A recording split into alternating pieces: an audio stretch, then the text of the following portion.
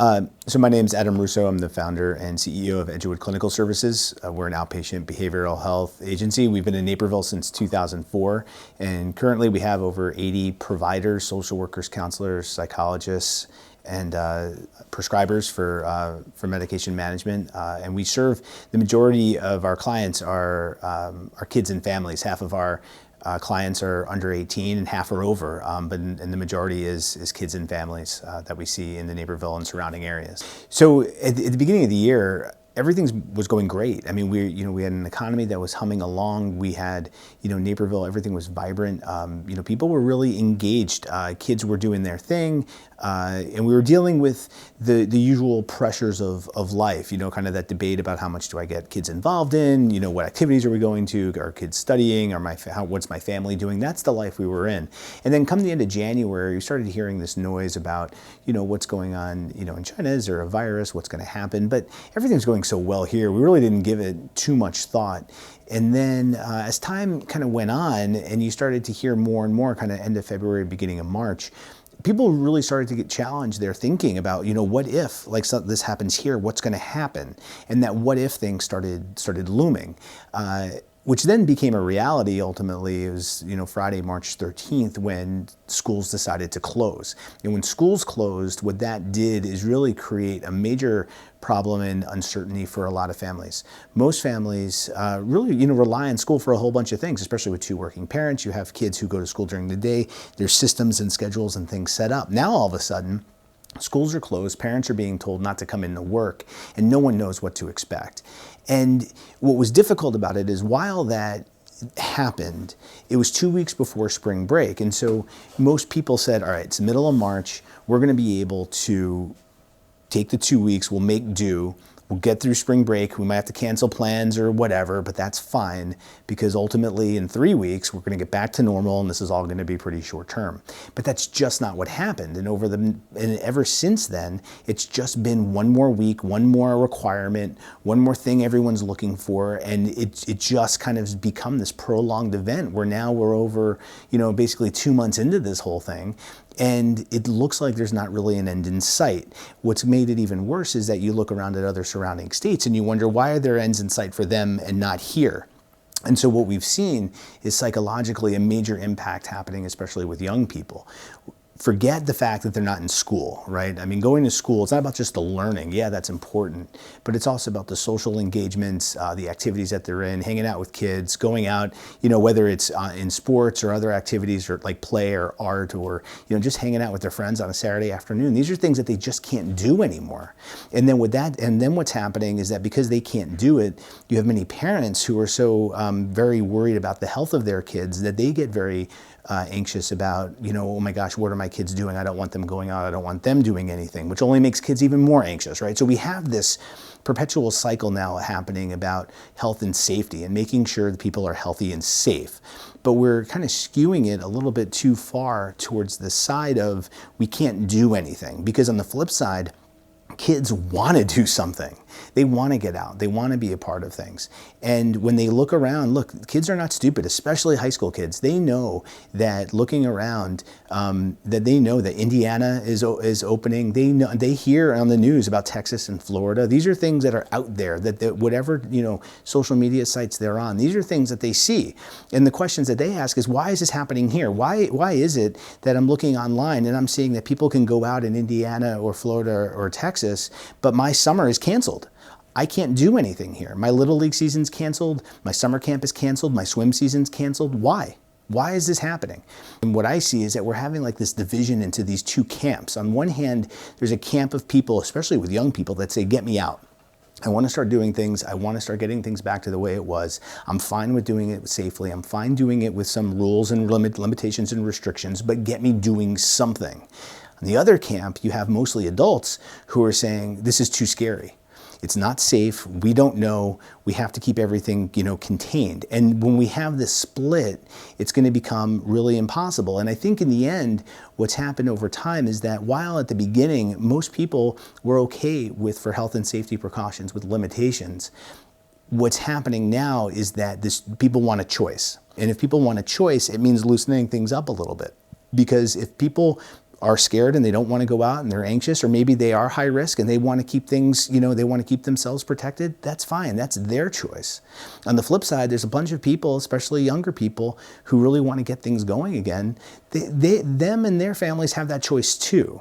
And so we have to find that line about how exactly do we open things up so that everyone can kind of get a little bit about what they want. Because ultimately, freedom doesn't end where someone else's fear begins. And that's the line that we're butting up against. At what point are we able to have a little bit of freedom in order to start lessening that anxiety for that group of people who just want to get out? Because before all this started, anxiety was, without question, the number one issue that we saw in our office. 40 to 50% of people who come in had an anxiety issue. Now it's only going to go up, and we have to be able to really challenge what does safety mean. If we're going to continue to feed this idea that everyone needs to be safe all the time, all we're doing is creating a generation of highly anxious people who aren't going to want to do anything. Because if you really look at numbers that are out there for anything, I mean, you'd question why you got in the car every day. With all the car accidents and deaths that happen, when you look at those numbers, you say, why do it? But we do it because we understand that the benefit drastically outweighs the cost. It's the same thing that's happening now. We have a cost benefit to weigh out. The cost right now is greatly outweighing the benefit as far as keeping everybody restricted. We have to start challenging that and saying, you know what, we have to flip this narrative around so that we can have the benefits now push to outweigh the cost. And what that means is that we have to give people freedom of choice and opportunity. Ayn Rand had a great quote that said, the smallest minority on earth is the individual. And that's exactly what we're talking about here. How do we stand up for rights of individuals to make their own choices? Let the free market decide. If the Park District wants to put out a program for the summer and no one enrolls, guess what? There's no program. The free market decided. But if they put out a program where there are many people who are comfortable and they can enroll, great. The free market also decided there too. But it doesn't mean people who want to stay home and keep people safe and protected for whatever reasons that they have to enroll. It's still their choice not to. But we have to have that balance now. We're pushing over 2 months, and the mental health benefits that we're going to start seeing from kids and adults, it's just starting to compound because people can only be cooped up for so long. How are you dealing with people who need help? So right now here, there are, what happened was, a lot of our referrals have always come either word of mouth from clients, especially, but then also we work quite a bit with school systems and hospital systems. Since things closed, the referrals that we were getting from other systems obviously weren't coming in because people weren't going to the referral sources at all. If kids aren't going to school, school counselors aren't making referrals. Same thing with hospitals. So what we realized is that over the past probably 5-6 weeks, we really had to shift and go really kind of show what we can offer directly to potential clients directly. And so once over the past week or so, we've done a lot of things online and through mail to really get in touch with people. We hit about 20,000 homes directly through direct mail, and what we've noticed is that a huge pickup in calls of people coming in. Most people want, again, struggling with anxiety, how to cope with family issues when no one's leaving the house, really doing much of anything for 6-8 weeks. These are issues that have come up. So we've shifted to being virtually all remote. We use telehealth very well, and we've been really successful with it. On the flip side, though, we never closed. Fortunately, we've been an essential business, and so when this happened, we kept our offices open and really created a bunch of hybrid plans to allow our staff to come in if they wanted to, or clients to come in if they wanted to, different safety precautions. We did a whole bunch of different things. And it's still true now. We have staff in the offices to see in-person sessions should people want, but we also do, right now we're the vast majority remote, but we're seeing that shift. We're actually seeing more people coming physically into the offices over the past week or two than we were in the 6 week prior. As the velocity of telemedicine with this pandemic has kind of gone into effect, from your specialty in the grand scheme of the medical field, is it better to meet with people in person, or is it just on a case-by-case basis? It's case by case. I mean, I think, first of all, there's a lot of value in telehealth. I think you have to weigh out different contexts. You know, for example, I think in behavioral health especially, I think there's a value in meeting with somebody in person. And I think most clinicians and doctors agree with that. And so, for the most part, if we had the choice, we would want to be able to at least meet with somebody in person for a first visit and then integrate telehealth going forward. But on the flip side of that, you have to look at context. I mean, there's plenty of areas around the state that are just completely underserved. There are no providers that are there. At the same time, it's true, we're fortunate enough to have, many providers that prescribe medicine to young people under the age of 15. Those providers are also hard to find. And so while it's great to meet in person, having someone to meet with at all tends to be the driver of things. So while we try to separate things as we'd want to, in the end, I think we want to play to ultimately to make sure that people get the help that they need. So what do you think are, we're going on 2 months of being shut down, home isolation, et cetera. What do you think are the damaging long-term effects of not letting people get outside? Because I see the parks are just unbelievable. I've never seen that busy, and I'm out there riding my bike every day. So, yeah, people, well, I think that's kind of what the interesting part. That's what's happening. I think you're having people say, "I don't want to do this anymore. I can't do this anymore." You're going to see people go for themselves, deciding, I want to go to the park. I drove through. I went to pick up some food at a local restaurant on Saturday for dinner for my family, and downtown Naperville was packed with people.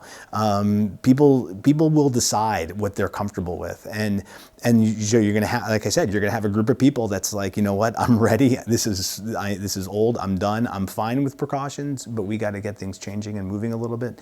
But then it's really more the people who aren't getting out that, quite honestly, I'm a little bit more worried about, because those are the ones where, for example, like one of the things that we're hearing a lot about, and I've heard it from other providers, that we're seeing, a real increase in obsessive compulsive behaviors that are really approaching really clinically significant levels. So people have to go into really more intensive programs. So what I mean by that is, you're having people who might be a little bit more on the kind of controlling behavioral side of things, keeping things clean, that kind of stuff.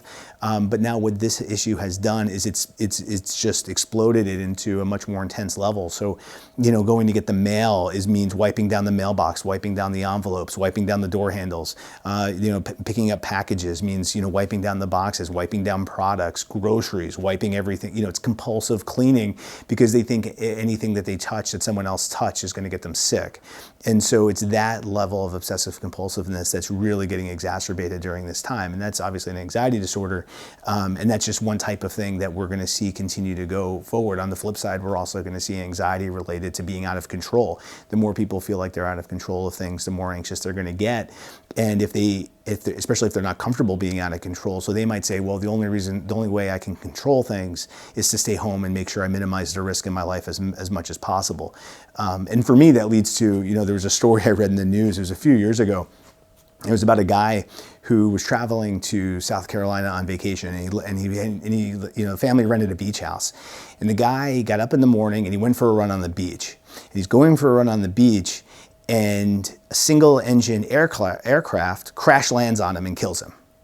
And the last thing this guy was thinking was, I'm going to go for a run on the beach, and I'm sure a single-engine aircraft is going to come and crash land on me.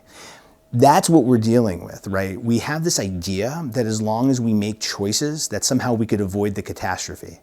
But the reality is, even the safest things that we do have an element of risk. And where it gets really difficult for people is that we seem to think that we're able to control every risk that comes along. That's what breeds anxiety. The more comfortable people are with actually being out of control, playing things safely and responsibly, that actually mitigates the risk a little bit more, and it helps us feel better, because we're doing things that gives us more freedom and choice. And the more choice that we feel like we have, the better and less anxious we feel.